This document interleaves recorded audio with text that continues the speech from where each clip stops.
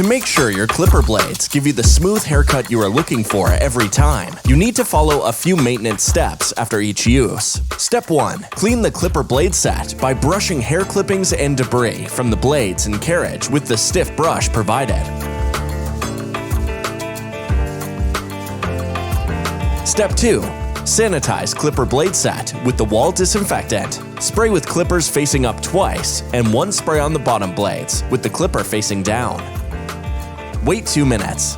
Step 3. Oil the clipper blade set. Hold clipper with the blade in a downward position. Place 1 drop of clipper oil in the center of the movable top blade and 1 drop of oil on each end of the top blade. Periodically add 1 drop of oil to the heel of the stationary bottom blade on each side to reduce friction. Turn clipper on and run to distribute the oil. When oil is evenly distributed, turn clipper off and wipe off excess oil with a soft cloth.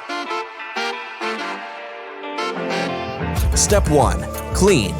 Step 2. Sanitize. Step 3. Oil. Maximizing power to the blades. To adjust power, turn power screw in clockwise direction until clipper makes a noise caused by the arm hitting the coil.